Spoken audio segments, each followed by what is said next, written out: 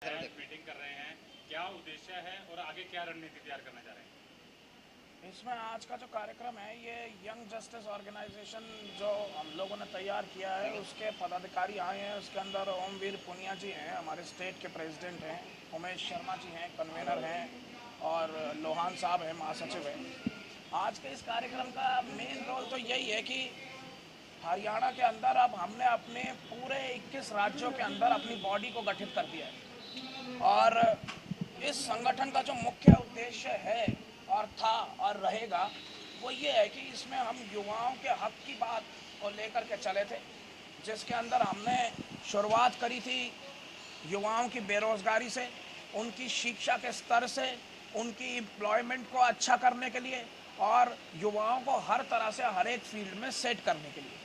तो आज जो हमने ये मीटिंग बुलाई है ये इसलिए बुलाई है क्योंकि एक तो हमारी पूरे हरियाणा के अंदर इसकी कार्यकारिणी तैयार हो गई है, और जो युवा शक्ति के साथ आज के समय में लोग जुड़ गए हैं वो लगभग हर विधानसभा क्षेत्र से इसकी संख्या कोई 10 से 15 हज़ार लोगों के बीच की है, युवाओं के बीच की है, जो खासकर 20 साल से लेकर के और 45 साल के उम्र के बीच के हैं।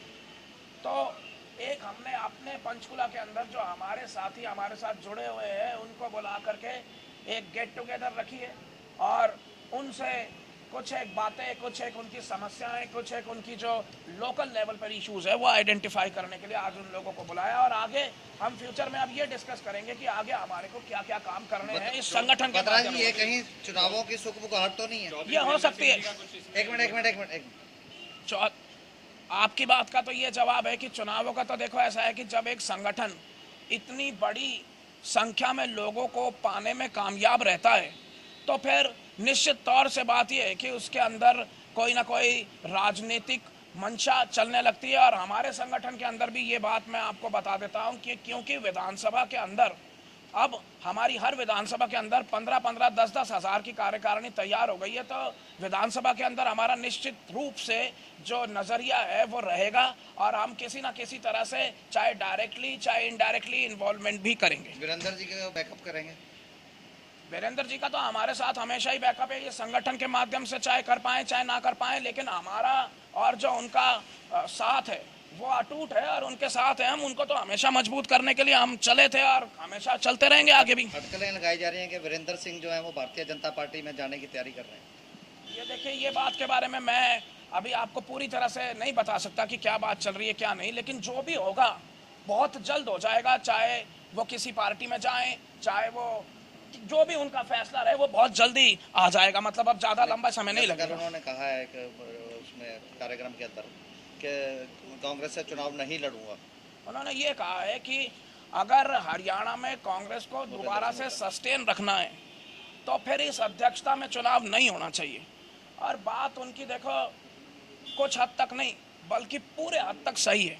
उसका कारण ये है कि हरियाणा में 10 साल से सत्ता आसीन कांग्रेस है, और कांग्रेस के अंदर आज की डेट में कहीं का भी कोई भी कार्यकर्ता हो सब दुखी है।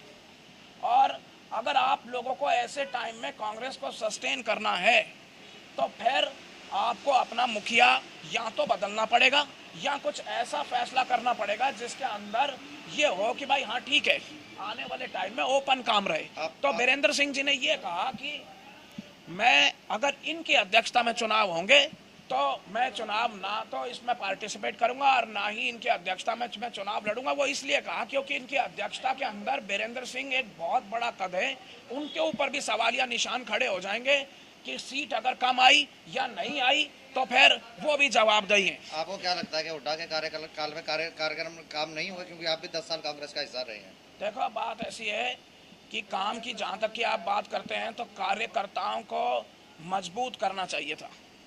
दूसरी बात, जितनी भी मजबूत कर रहे हैं, 2 लाख जो कार्यकर्ता इकट्ठे कर रहे हैं, हम मजबूत कर रहे हैं। आप मुझको एक बात बताओ, जितने भी डिपार्टमेंट्स हैं इसके जो चेयरमैन लगाए गए, ये कौन से कार्यकर्ता लगाए आप बताओ? पिछले 10 सालों में कितने कार्यकर्ताओं को आपने मतलब चेयरमैनी से नवाजा? भाई भतीजावाद भी हुआ है। और इसके अंदर देखो, जैसा काम होना चाहिए था, जो कार्यशैली रहनी चाहिए थी वो कार्यशैली नहीं रही है।